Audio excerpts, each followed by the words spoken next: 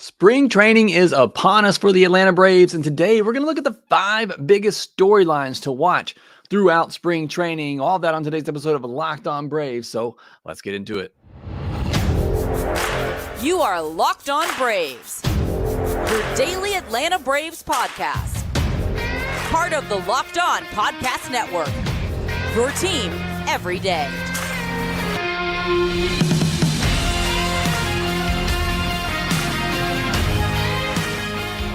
Hey, and welcome back to Locked On Braves, part of Locked On Sports Atlanta, where we cover your favorite Atlanta sports teams each and every day. I am your host, Jake Mastriani. You can follow me on social media at ShortstopBall. Also, make sure you check out my written work over at BravesToday.com.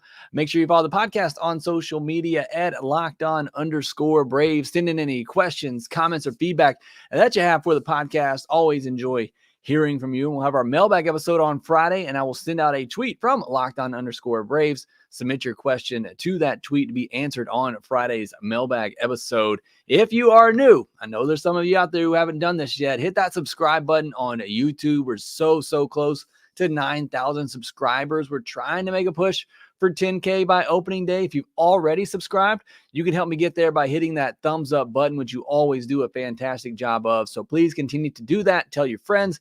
Getting excited for the season. Spring training is here. Now is the perfect time to subscribe to Locked On Braves. If you're listening on the audio format, thank you so much as well. Make sure you leave me a 5-star review if you would to help support the show. Thank you to all of my everydayers out there right now in the live chat section. We have Leland, Jeffrey, Henry, James, Brennan, Nick, Kevin Caps, Patrick Rosser, Allen, Sean Finley, and CJ Palmer with us right now as we kick off the show. Thanks so much for joining me live. Do a lot of these shows live during the off season. If you want to join us, usually start around 9 Central, 10 Eastern. Got to wait for the kids to go to bed. Sorry about the late time slot, but would love for you to come join us live. But however you consume Locked On Braves, thank you so much for your support. We're going to be talking about the top 5 storylines to watch in spring training this year. Before we get into that, though, I want to let you know today's episode is brought to you by FanDuel. Make every moment more. New customers join today, and you'll get $150 in bonus bets if your first bet of $5 or more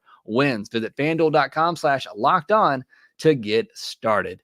And we are getting started with our spring training coverage. Pitchers and catchers reporting on Wednesdays. You're waking up. If you didn't watch this live, you're waking up listening to the podcast. Pitchers and catchers report today. We're going to have so many pictures, videos, footage of what is going on at spring training, and I will take all of them. Just give me a picture of a palm tree, a baseball being thrown, a baseball popping a mitt, whatever it may be. I'll take it all right now, and it's all going to start on Wednesday. So excited to get spring training going. As Lopez says, baseball is back, and I'm so pumped up for this season.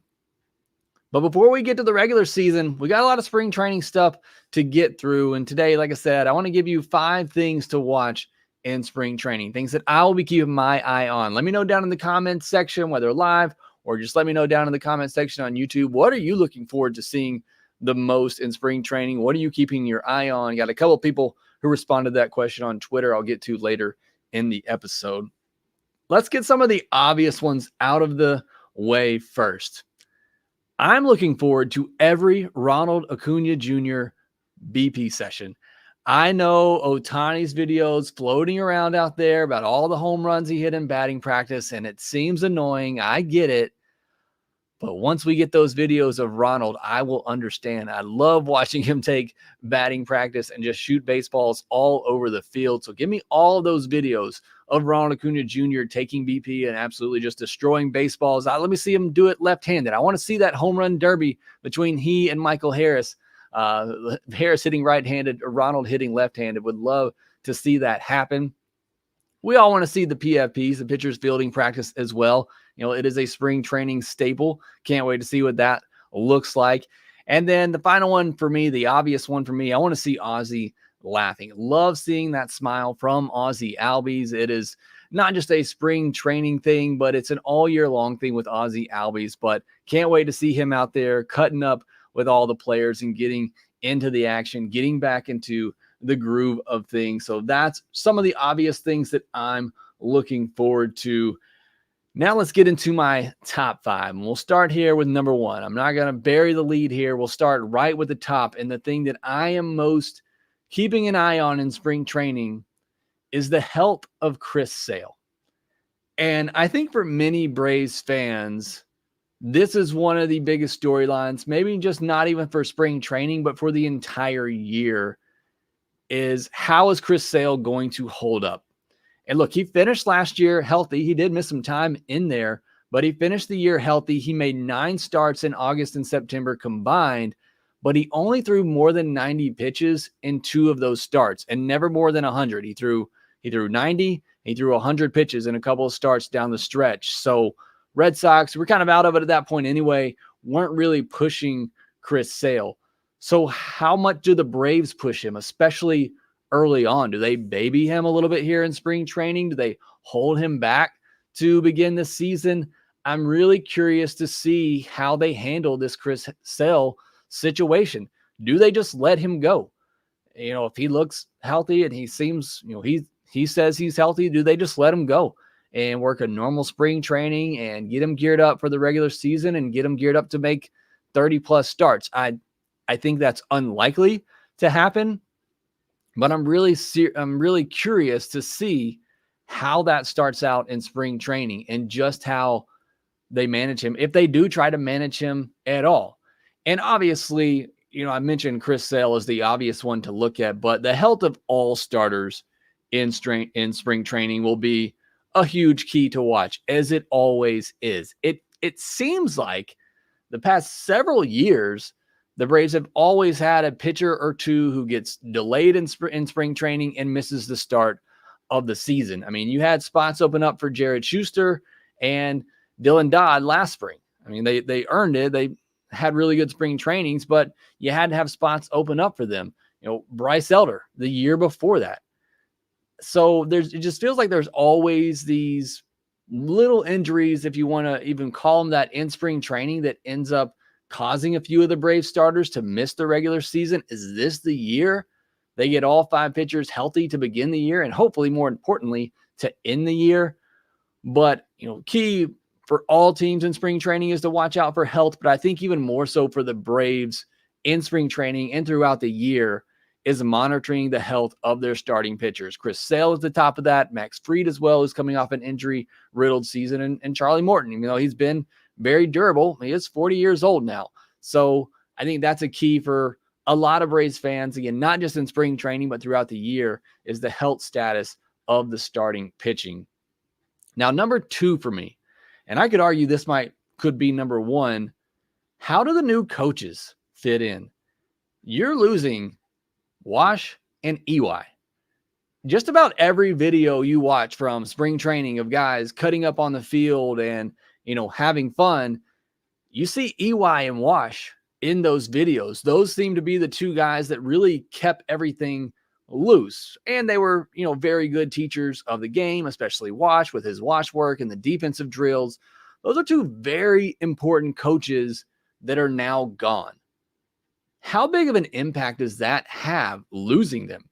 In spring training, obviously, where you're going to see the coaches put in a lot of work, how quickly can Tom Goodwin, the new first base coach, how quickly can Matt Tuiasosopo, the new third base coach and infield instructor, along with Walt Wise, how quickly can they integrate themselves into this Braves clubhouse? Look, you're not going to replace Wash and EY. In my opinion, those guys are irreplaceable for their experience and just how they get along in the clubhouse. Again, how they keep everything loose. I think it's really tough to come in and replace those guys, especially in year 1. But that is key, and that is critical to this Braves team's success, is the coaching staff that they have and how great they are at managing personalities, which is a lot of what coaching is, but also just how good they were at their job. How quickly can Goodwin and Tuiasosopo come in and fit in with the clubhouse and fit in with that team chemistry and help these guys as well along the way. I'm really interested to see what Walt Weiss and Tuiasosopo do with the infield crew, because Braves even as great as Wash was, infield defense was not particularly good last year for the Braves. Austin Riley was the best defender on the infield. Orlando Arcia was fine. Ozzie was, quite frankly, bad, and so was Matt Olson last year. So they need some help on infield defense. So I want to see that from these coaches this year.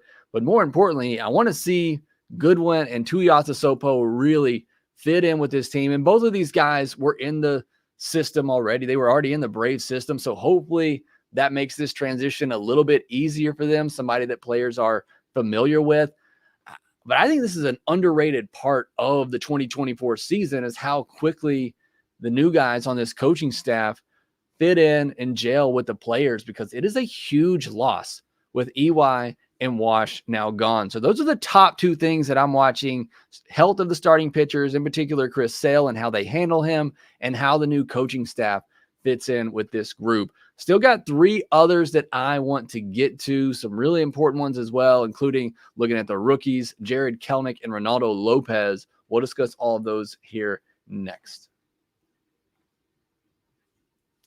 Passion, drive, and patience. It's what you need when racing kids. It's what you need when taking care of your car, and bringing home that winning trophy is what you need there with your ride or die. Keeping it alive over at eBay Motors. They have everything you need to maintain your vehicle and level it up to peak performance, from superchargers, roof racks, exhaust kits, LED headlights, and more. Whether you're into speed, power, or style, eBay Motors has got you covered. And if you like me, you're rocking the minivan, they got stuff for you as well to help you keep that van alive so you can get it to soccer, baseball practice on time. With over 122 million parts to choose from for your ride or die, you'll always find exactly what you're looking for. And with eBay Guaranteed Fit, your part is guaranteed to fit your ride every time, or your money back. Because with eBay Motors, you're burning rubber and not cash, which I appreciate.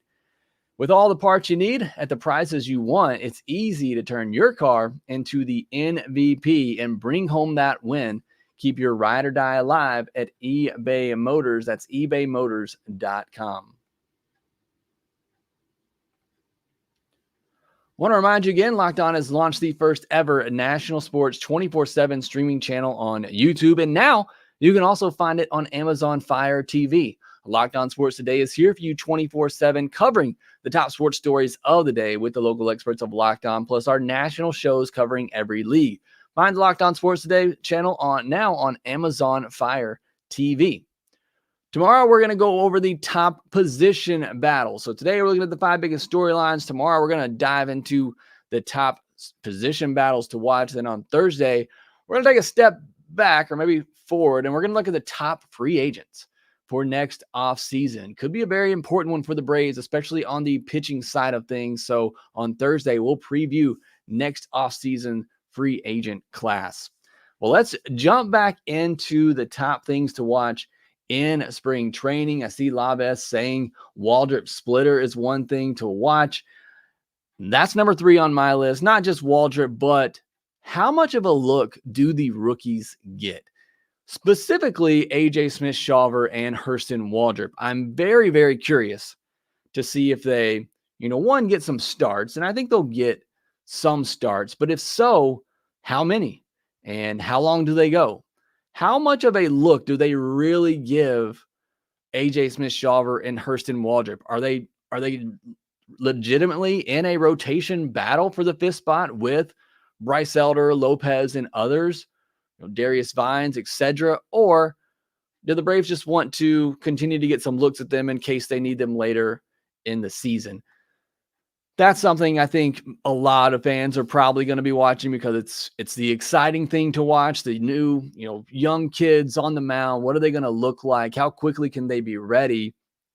Certainly all eyes are going to be on those two, but even more so than just watching them pitch and seeing what they can do on the mound. I know what they can do on the mound for the most part, and nothing in a short sample size in spring training is really going to change too much. We've been fooled by spring training performances in the past. See last year with Jared Schuster and Dylan Dodd.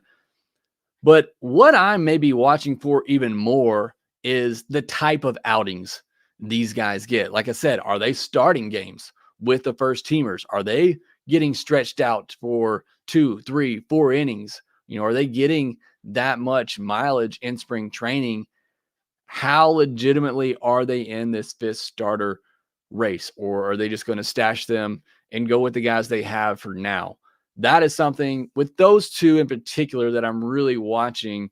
Another thing with the rookies that I'm keeping my eye on is how much playing time does Ignacio Alvarez get, and how much of that time comes at shortstop.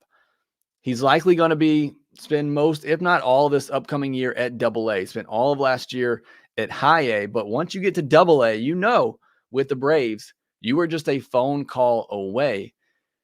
How much of a look do they give Ignacio Alvarez? Does he get some starts with the first teamers? How many at-bats? Does he get 20? Does he get 25 at-bats in spring training? I'm really curious to see how they utilize Ignacio Alvarez, if at all. It may just be getting a look at him. We may not see too much action from him in spring training. They may just want to get their eyes on him and see what they have. But I really want to see, just first of all, how much of a look does he actually get? Like I said, does he get 20, 25 at bats, or is he just kind of there as a feeler for the big league club to get their eyes on? And where do they play him? Do they continue to play him at shortstop? Do they think he's an answer there long term? That's what I really want to see with Ignacio Alvarez, this year. Looking at Michael Harris, you go back to the 2021 spring training that he had before he got called up from Double-A. He only got 18 at-bats that spring training. He was really, really impressive. We all remember talking about him. He had 5 hits in those 18 at-bats, including a home run. Does Ignacio get that same level of attention? What does he do with it? And again, do they keep him at shortstop? Do they think that he is a potential replacement there? So I'm not saying that's going to be the case, but I'm saying it's something I'm keeping my eye on to see how they utilize him in spring training. And then finally, the other rookie I really got my eye on is Drake Baldwin. Does his bat look ready for big league pitching? I have serious questions about his swing. Obviously, it worked for him. He got all the way to AAA last year and had a huge season. But I have some concerns with that swing and whether or not it's going to translate at the higher levels. So I really want to see him get some at-bats, hopefully, against big league pitching. Again, you got to take spring training results with a grain of salt, but I'm really looking forward to seeing what Drake Baldwin looks like. And could he potentially be, an option at catcher maybe this year? If there's an injury to Murphy or Travis d'Arnaud, do they give Drake Baldwin a look? Could he potentially be somebody for the DH spot next year if Marcell Ozuna is gone? So those are the rookies I'm really keeping my eye on, not just what they look like on the field, but how the Braves utilize them and how much of a look they give each of those rookies. Number 4 on my list, how does Jarred Kelenic fit in? Again, in spring training, I am not necessarily looking at performance. I don't think it really matters all that much what Jarred Kelenic does on the field in spring training. I think he's going to be the starting left fielder in opening day, and I hope they give him every day at bats, whether they're facing a righty or a lefty. I hope at least to start, they give him every day at bats and let him try to solidify that job. If he can handle lefties like he did at the beginning of last year, really everything that he did at the beginning of last year, you let him ride that out and hope that he stays healthy. But the other part of this, again, a lot of these points I'm looking beyond what's on the field. I'm trying to look at what's in between the lines, or I guess outside of the lines of the field, you could say. And how does Jarred Kelenic fit into this clubhouse?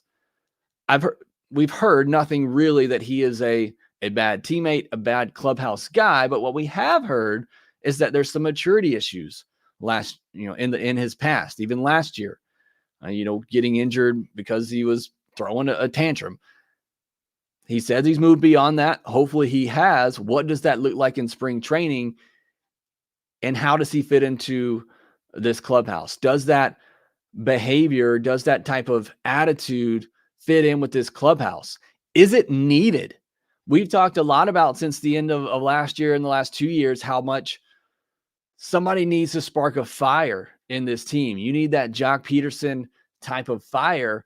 I think if Kelenic can kind of, repurpose all that anger and that energy that leads to some immature decisions and lead that into some fire for his team, in the clubhouse, I think that could be a good thing. Similar to what we've talked about with the Chris Sale signing and him kind of bringing some fire to this team.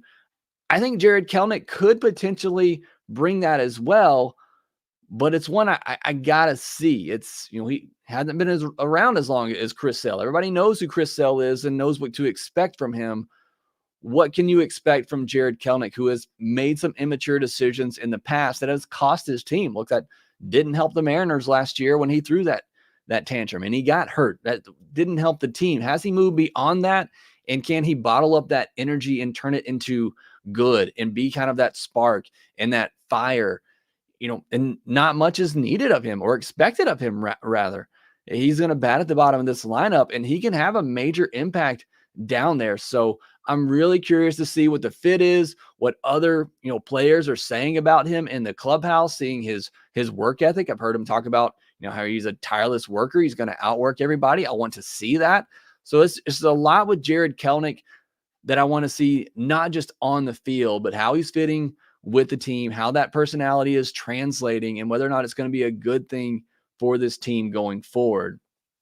And then the fifth and final thing I want to talk about is, what do they do with Ronaldo Lopez? And this is kind of became a bit of a topic on Tuesday, as you had two of the major beat writers for the team talking about Ronaldo Lopez and how they think he's going to be given the shot to win the fifth starter job. And even Mark Bowman of MLB.com predicting that Ronaldo Lopez will be the fifth starter come opening day, which I don't think is crazy. And I think he's probably the front runner. In fact, I kind of wrote a follow-up article to all of that on bravestoday.com if you want to go check it out. And I kind of wrote devil's advocate to all of that noise and why I think it could be a bad idea. And just to kind of briefly summarize that, he hasn't been good as a starter in the past. And you look at the fastball velocity as a starter compared to when he's been a reliever, and it is a pretty big difference. It's a 2 to 3 mile per hour difference on his four-seam fastball. And it's obviously been much more effective at the higher velocities. Can he keep that velocity as a starter? Do we get a chance to even see that in spring training? Because sometimes in spring training, the most a starter is going to go is 4 or 5 innings. So do we even get a look at him in spring training where he gets a chance to throw 80, 90 pitches and we see if he can carry that velocity deep into an outing? Because that's, to me, is the big question for Ronaldo Lopez. He's got the wipeout slider. My question for him is whether or not he can become a solidified, back end starter. We're talking about a fifth starter here.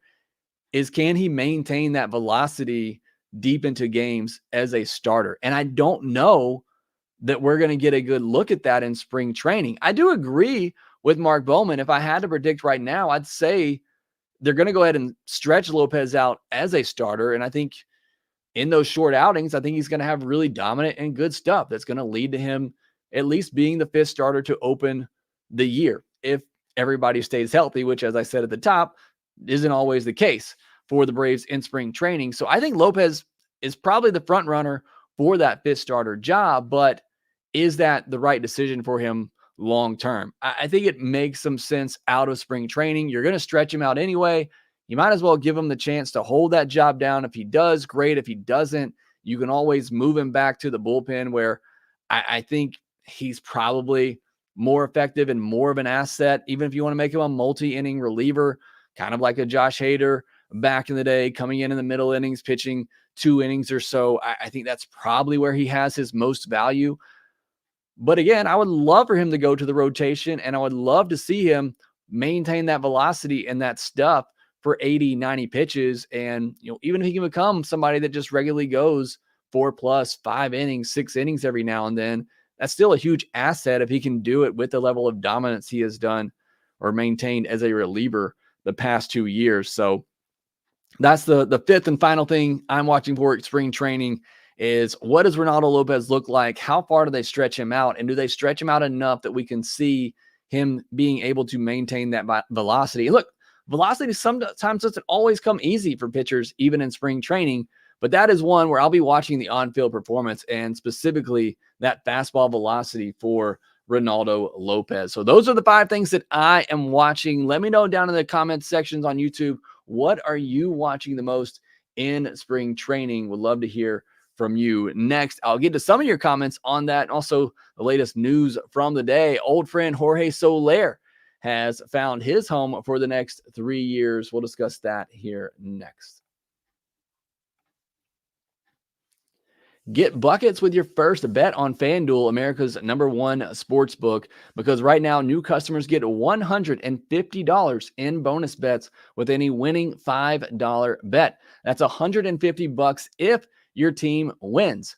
Bet on all your favorite NBA players and teams with quick bets, live same-game parlays, exclusive props, and more. Right now, you want to get in on the NBA Finals action. The Celtics are pretty heavy favorites at the moment at plus 260. Your Hawks plus 24,000. Hey, you're feeling really good that team is going to put it together at the right time. You could win some big money there. But every time I think the Hawks are turning a corner, I start to pay just a little bit of attention, although I can't watch them because YouTube TV and Bally. But every time I think they're turning a corner, they fall flat on their face as they did the other night. But hey, you're feeling good about your team.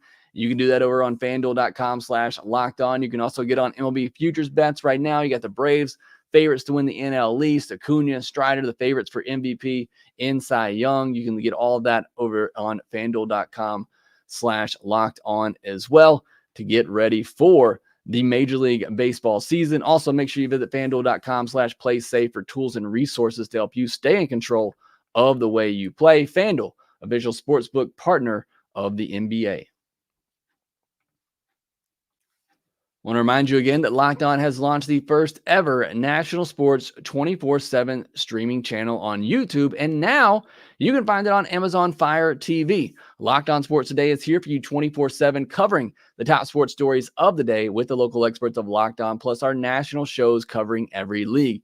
Find the Locked On Sports Today channel now on Amazon Fire TV. Mentioned it before the break, but Jorge Soler signs a 3-year, $42 million deal with the Giants. Look, I would love to have Jorge Soler back, but it just never made sense with the Braves already having Ozuna under contract, especially the year that he's coming off of. And neither one of them can play the field, in my opinion, at this point. Maybe Ozuna's the backup first baseman and get some time there. Let's hope not. But good for Jorge Soler. Good for the Giants. His power will play even in that park. But maybe the best part of it all is it feels like, to me anyway, we've been getting a ton of videos here lately of Soler's Game 6 3-run homer. And every time I see those on Twitter, I stop and watch it at least a good 5 or 6 times. It is one of the best moments in Braves history, in my mind, that home run from Game 6. But Jorge Soler has found his home. Maybe the Braves will trade for him here in a year or two, bring him back to the Braves. It's also our countdown to opening day is at 44 days. And obviously, number 44 was worn by the greatest of all time, Mr. Henry Aaron, who wore it from 1955 to 1974. And now nobody else will ever wear it again in a Braves uniform. Interestingly enough, only 2 other people wore it before Hank, which was a little bit odd. Bob Chipman wore it in 1951 and Buster Clarkson in 1952, but there's no record before that of anybody ever wearing number 44. And like I said, there'll be no record of anybody ever wearing it again with the Atlanta Braves. I asked you on Twitter, what are you most looking forward to watching in spring training? Chip Hendricks said the lineup and how it will come together. I saved this one. This is another one that, somewhat interested in spring training, is seeing how Snitker kind of plays with the lineup. And you're not always going to have the same group together and the same starters together, but I'm interested to see what he does. Does he bat Michael Harris at the top some in spring training? How does he shake up the lineup a little bit? Where does he put Murphy and Ozuna? Where does he put Kelenic? I'm a little bit interested to see how he manages that, but because the lineups are not always the starters every time, and you're going to have guys taking days off, you can't always put too much stock in it. But I am curious to see maybe those 2 guys specifically, Michael Harris and Jared Kelenic, where he puts them in the lineup in spring training and just kind of what ideas he has there. And then E. Goldie says, I'm excited to see Sale and Waldrop and the new bullpen arm. So touched on a couple of those, Sale and Waldrop already. There are some really interesting bullpen arms. The Ray Kerr one that the Braves brought in, think could be very interesting as well. Looking forward to seeing all those guys. Looking forward to seeing anything and everything spring training as things get underway. But I am really, really looking forward to it. As Leland said, just a reminder, only 3 nights of sleep until college baseball season starts, especially the SEC. And yes, I'm looking forward to that as well. Again, you got pitchers and catchers reporting this week, college baseball season starting this weekend. It is officially baseball season, and I cannot wait to get things going. Final comment here from Sean Finley, who says, leave Harris in the 9-hole. He will see better pitches with Acuna behind him. I do not disagree, except I kind of want that for Kelenic. Where are you going to put Kelenic if you're batting Michael Harris 9th? You're going to bat Kelenic 7th? You're going to bat him 6th in the order? I get what you're saying, and I've kind of been on that train too the last, year or so, leaving Harris in that 9-hole where he's been really good. But I think he's proven himself now that he's going to be a good hitter no matter where you put him.